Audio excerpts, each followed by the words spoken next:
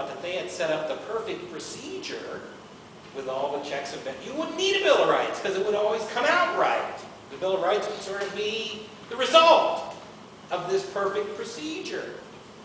And the Bill of Rights was almost unnecessary because they had this legislating and all this stuff all set up on the checks in the states and everything. It would work out so that everybody would be protected. And that was wrong. They had, the Bill of Rights, which was tacked on to get the critical couple of states at the tail end of the ratification vote, now dominates the document. So the founding fathers, they made a lot of mistakes, sort of political mistakes. And if you're really an originalist, you have to deal with that. If you're really an originalist, you might sacrifice the Bill of Rights.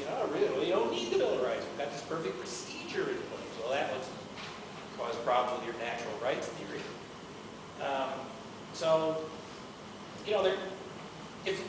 To be really honest in the debate about what's at stake is very tough on both sides because everybody wants to get some of this. The left wants to get over here and the right wants to get over there, and they're using the originalist arguments to get the cases out that they want on the policy. And whenever you get in that, theories of process and meaning take a second seat, and that's why common law is so laughable. You read this stuff, if you don't chuckle when you read modern common law theory, then you've been co-opted. I mean, you really should chuckle when you read this stuff. It's funny. And it's patently open. It's patently transparent in what it's trying to do. They're not fooling anybody. They think they are, but they're not. They're not fooling anybody. I think there's a lot of truth to what Professor Oesterle was saying, in the sense that a lot of what's written both in the court and off the court is driven by ends. I want to get to this result and that result, and you need to justify with the theory after the fact. I don't think that's always the case.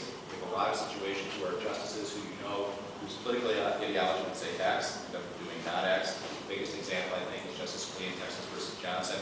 Not a fan of flag burning. It would be something that he said, but he voted based on his understanding of the First Amendment to prohibit the banning of flag burning. I think you can find a lot of scholars who do something similar. I know I've said things in print where I'm a fan of X, but not X is what originalism leads me to. But I think that's a broad question about one of the men's, or one of the claims that Professor Oesterle, I think, has said today frequently is that, just to characterize or caricature, it's all politics, or it's garbage. I think we said a couple of times. And actually, I don't think that's the case. I think a lot of people, and that's why I put these folks up there, people who make these arguments, I think they are in good faith, struggling to arrive at the truth. We have the constitutions and the National Archives. How do we as Americans, faithful Americans, try to understand that document? And how do we put that into practice? And that's what people like Randy Barnett, I think, he does an excellent job of laying his cards on the table for criticism, for approbation, give them approbation, do. And so I don't think, I think we can be cautious. In other words, we can recognize that some people, some of the time, I'm sure I'm tempted by this some of the time, are aiming for results, and then later comes the theory. But I think that this is a rule I use, the rule of charitable interpretation. Take people's arguments at face value. You don't gain, I think, much by discounting motivations behind the arguments. I think that you can question them and think about them. Take the arguments at face value and say, are these arguments persuasive to me or not? And my claim today is in two parts. One is that if you read originalist literature, read Randy Barnett, and I think that you'll see that he's honestly saying, here's the best way to interpret the Constitution. In fact, he's got a great story where he was a non-originalist. He was somebody who made the type of arguments that Professor Oesterle had articulated. It's not going to work, it's not pragmatic, it's indeterminate. And what his book describes is the reasons that persuaded him from being a skeptic to somebody who's an originalist.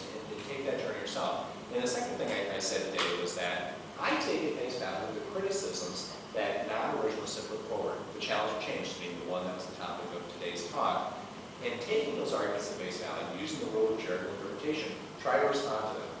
And so the hope is that through that rule of charitable interpretation, people responding to each other. I guess we're now at the surrebuttal stage, as Professor Oesterle said, so I guess my piece is a surrebuttal to other criticisms out there, that the debate will cash out here at the beginning of Mr. Oesterle's comments was that his colleagues, and this is certainly consistent with what I've heard, I've done a number of law schools, say things like, originalism, that was destroyed 20 years ago, it's dead and buried.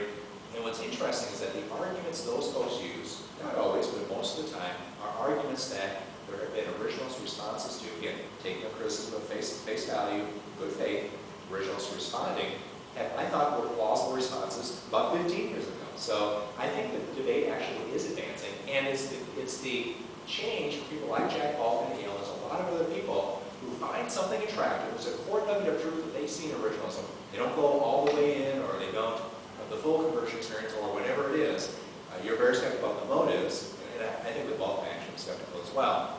But take at face value Baldwin's arguments. What's valuable about originalism? What's valuable that he sees in originalism? And then you either accept his arguments as for why he modifies it, or you discount them and you choose a different version. And that's the way we work, isn't it, in our ethical lives?